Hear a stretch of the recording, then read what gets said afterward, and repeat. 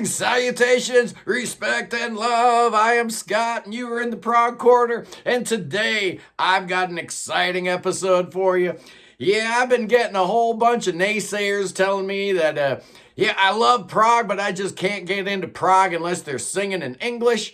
And let me tell you something, I completely understand that because up until about 10, 15 years ago, I was the exact same way. In fact, the only PFM albums I liked were the ones that were in English with the Peter Sinfield lyrics. But as time went on, I started realizing that A, bands are always better when they're singing in their native tongue, and B, some of the lyrics were just getting so horrible in prog that I was looking at instrumental prog and foreign language prog so that I didn't have to put up with the banal lyrics and the horribleness that I was experiencing with a lot of the English language lyricists. You know, we don't have a whole lot of Peter Hamills out there anymore, but today, I'm not going to convert. Yeah, I am. I'm going to convert one person today, but I know I'm not going to convert y'all overnight because, it took me a long time too, but here today are 15 albums. If you're not sure about, music in other languages, give one of these a try and maybe you'll be that convert that I'm looking for today at number 15.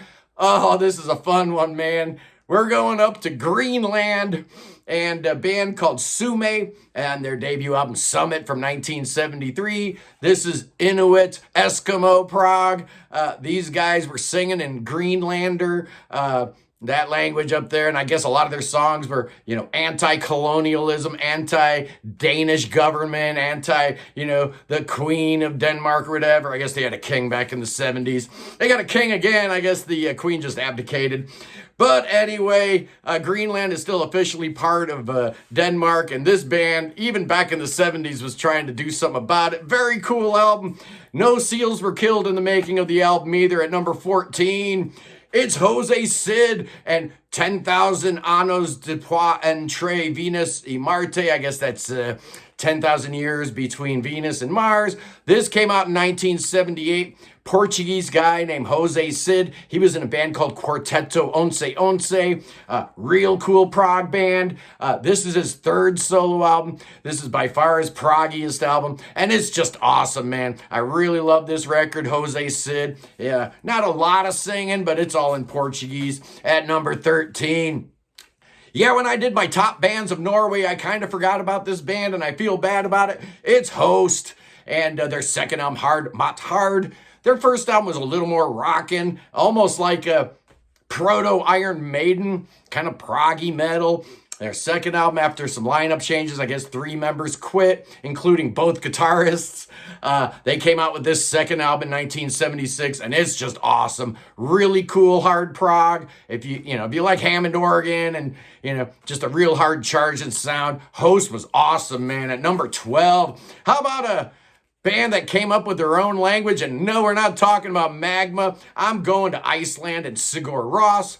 Their second album was Jada's Bergum, came out in 1999. You all know that record. Yeah, I thought it was all in their make-believe language, Vanlenska. I guess their next album was all in Vanlenska. This one here is in Icelandic and their made-up language, so I learned something new today. Jonesy Bergeson is the brainchild behind this thing. He's joined by Kjartan Svensson, George Holm, and August Avar Gunnarsson.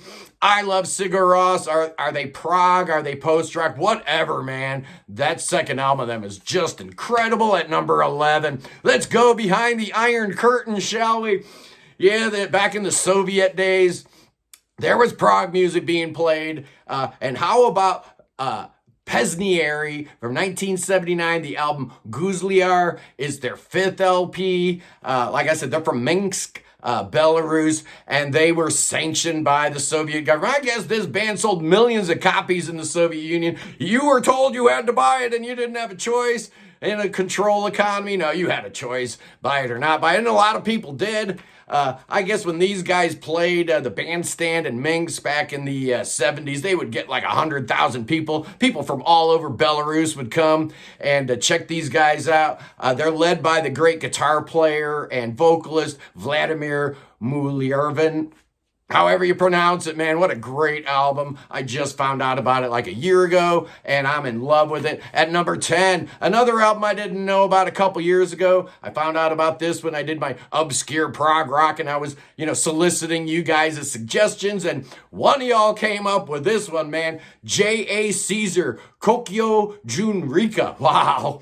I'd never heard this album before, but the minute I laid eyes on that album cover, I knew this was something special. I guess he's a guy that does a lot of composing for soundtracks over there in Japan. His real name is Takaki Terahawa, and this album came out in 1973. Instrumentally, it's just gorgeous. Some of the screechy female Japanese vocals do take a little bit of getting used to, I will admit, but this is a fine album and a really, really cool piece. Just a great piece of work. At number 9, we're going to Spain, but we're not talking about the Spanish language here. This is a band that sings in Catalan. They're called Cotó-en-Pèl, and they only released one album called Holocaust in 1978. Man, oh man, is this a great album. If you ever wanted to hear what Robert Fripp and his crew over there with King Crimson, if they ever moved to, Catalonia and sang in Catalan. Maybe it'd sound like this. It's dark. It's ominous. It's amazing. What a great record, Cotó-en-Pèl. If you haven't heard it, check it out. You know the drill. At number 8, here's I am doing one per language in case you hadn't noticed that. That way this list isn't all Italian bands, because honestly, it would be all Italian bands, right? I mean, I just love my Italian prog. But at number 8, I'm going with the Swedish band, Samla Manna, a band I haven't really talked a whole bunch about here, but I dig them, man. Led by Lars Holmer, and you've got the talents of Hasse Brunesen, who would end up in the Flower Kings a couple years later. This is their second album. It's Rio. It's Zappa indebted, I guess. This band also backed up Fred Frith on his 1980 album Gravity. If you like Zappa and Rio and some really bizarre, cool, interesting, completely over the top, mesmerizing music, Samla Manna might be your band from 1973. The album's Melted. Oh, it's so good. I just love it. Fantastic work. And that's my entry for Sweden. At number 7, we're going to Poland, and I'm doing SBB's 1981 masterpiece, Memento z Banalium Triptychium. These guys were definitely a fusion-y band, but over the years, they definitely started adding more and more progressive and symphonic elements to their sound. The vocalist here is Joseph Skrizik, and this album is just dynamite. This is their 10th album. They kind of broke up after this, but then they came back and did a bunch of stuff. But those first 10 SBB albums are just amazing. Not a lot of singing on some of this stuff, but there is Polish vocals in here, and it's just a masterpiece. So yeah, that's my inclusion for Poland. Now at number 6, yeah, we're getting to that other make-believe language. It's Magma and their third album, Mechanic Destructu Mechando, or Commando or whatever. It's written in Kobian, man. This guy made up his own language. Christian Vander, just such a genius. You make up your own language. Not only that, but he made up his own genre, man. I mean, how many bands create their own genre of music? Not many, and Magma is definitely one of them, with all those Zool bands that follow in their wake that just want to be like Magma when they grow up. So what is Zool? If you don't know Zool, it's kind of a combination of circus music and Carmina Burana by Orff. Throw in a little John Coltrane and Frank Zappa, and that's kind of the overall feel of what Zool is. Not my favorite form of music, but man, you gotta absolutely take your hats off to this dude, Christian Vander. Just such an amazingly talented guy, and their third album is their best album.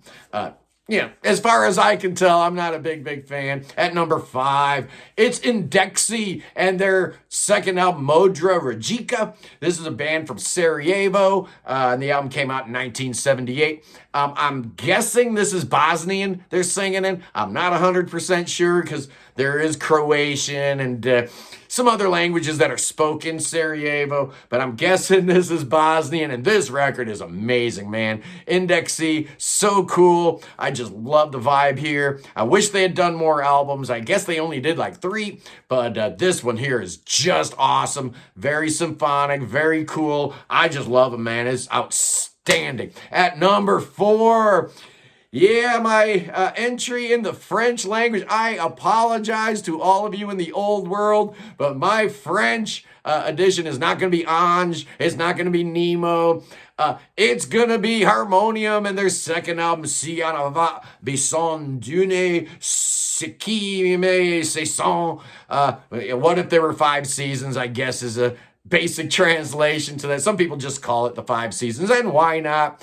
It's an amazing album. Look at that album cover art. It was some of the best artwork I've ever seen adorning an album. Just amazing. And it took me a while to really appreciate this one. The melodies are absolutely gorgeous, but there's no drumming on it, man. And that just kind of threw me off a little bit. I thought they were a symphonic prog band. You can't be a symphonic prog band without drums. Well, they corrected that on their 3rd album, but the melodies are way stronger on this one. It's an absolute masterpiece. This was dropped in 1975. These guys are from Quebec, obviously, since they're singing French, but that's at number 4. At number 3, man, another one that I knew very little about a couple years ago. You guys have been educating me since I started the Prog Corner, so thank you so much. It's Mondre Effect. They were also known as Blue Effect or M Effect.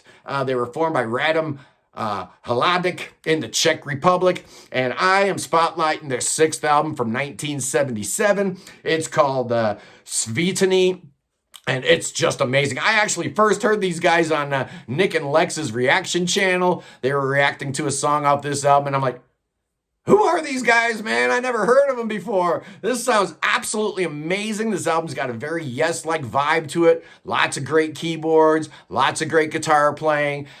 These guys have done a lot of, jazz fusion-y type of stuff, but this album here is just total prog bliss. I absolutely love it. It's essential. It's a mandatory listen. At number 2, we're going to South America, and yes, this is my Spanish entry. I could have gone a lot of different ways in the Spanish language. Some great bands, some great albums. I thought about Cast down there in Mexico. I thought about Chile's Los Huevas, but I'm going with Argentina's Bubu and their debut album Annabellis, which was dropped in 1978, and it's an absolute masterpiece. Yeah, they did drop a second album, a few years back, Eco del Sol, which was actually really good. But this one here, man, just right in the heart of the golden era of prog, drops this pure South American gem.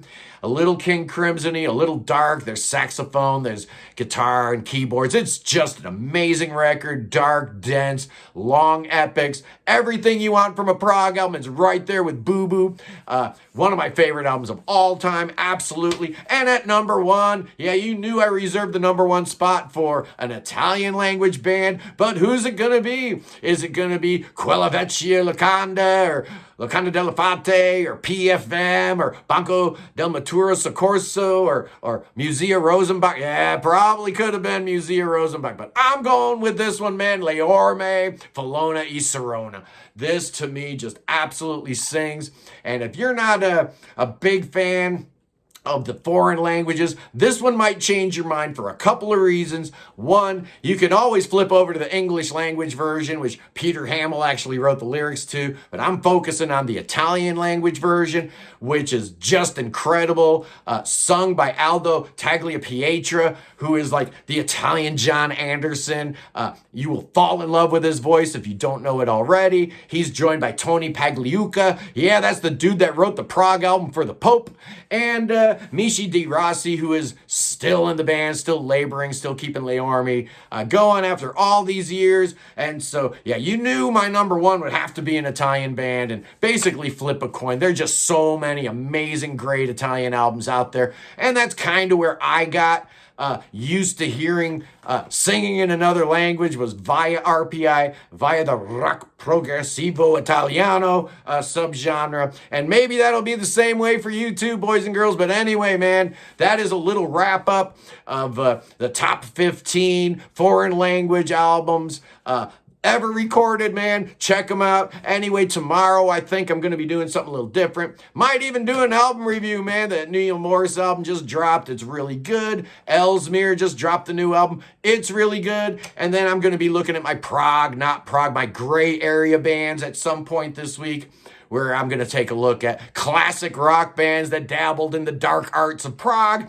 And you know how the 70s were, man. Everybody was dabbling with Prog at that point, so we're spoiled for choice. There's so many ways I could go with that one, so that's going to be a lot of fun. Anyway, God save the king, boys and girls. He needs all the saving he can get. That boy could use some saving right now. He absolutely could. That sucker could use your saving. I'll see you punks tomorrow. Peace.